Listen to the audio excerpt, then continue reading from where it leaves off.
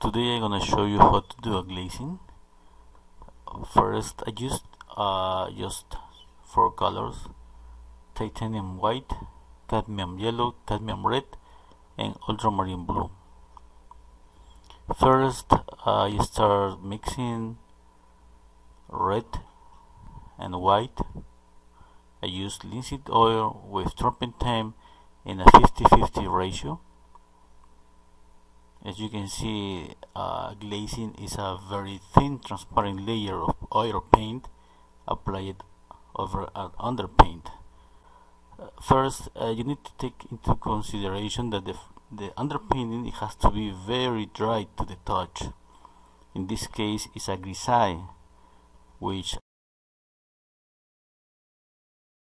I painted so many days ago. It has to be very dry to the touch. Now, as you can see, if this first layer was very thin,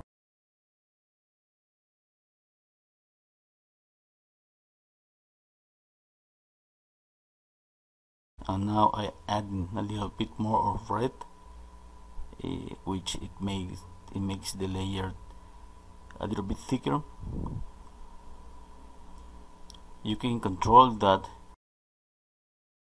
You need to know where to apply a very thin layer and where you need to do it a little bit thicker. Like in this case, you see now this the chin of the portrait of the girl is a little bit reddish. Yeah, I used two brushes. One brush is to apply the paint, and the other one is to fade the paint on the canvas. Both of these brushes are synthetic, with very soft hair.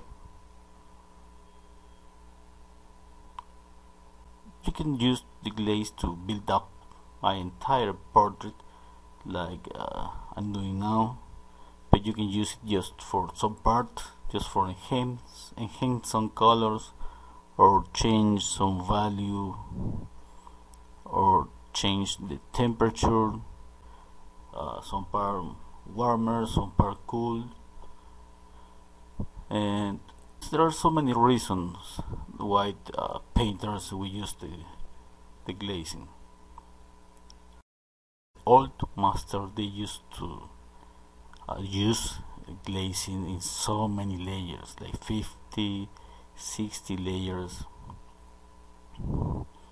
and take into account that to apply a layer of glazing, the previous layer has to be very dry, and maybe it's gonna take 2 days, 1 week, 2 weeks. You have to wait when you touch the paint and you feel very dry the paint. It's okay to do the next layer.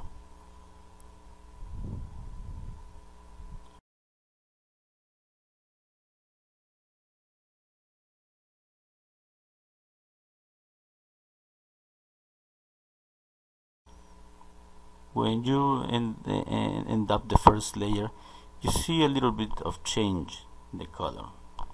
Well, you can see it through the layer, and if there is any mistakes, you could see it through the layer. That's why, in my case, in this particular portrait, I need to do some impasto in some part, some impasto and combined with glazing and impasto at the same time, because I'm not using glazing now just to change a little part of the portrait. I'm using the glazing just to build up the entire portrait. The idea is to end up with a really colorful portrait. Now I'm applying some light.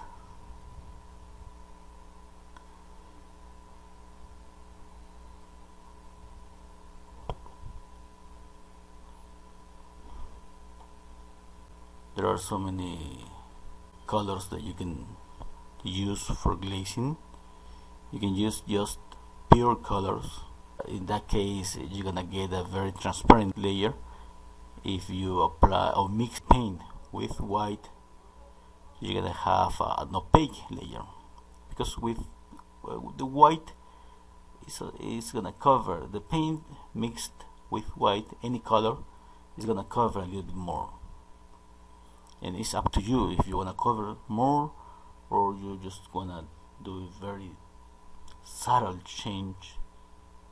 Yeah, in this case, I needed the paint to cover a little bit more, because I'm not doing just subtle changes. It's gonna be a real transformation from a black and white underpaint to a colorful portrait. But in this case, it's an exercise. Yes? I'm doing just for the purpose to show you how the glazing works.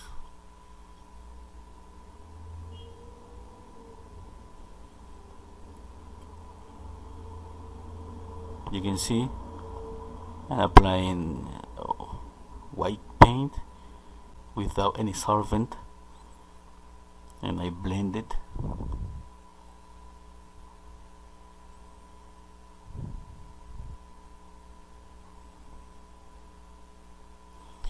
This is the first layer.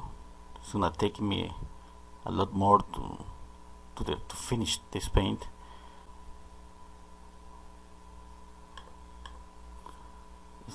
It's really a huge change. Yeah, it's amazing what you can get with glazing.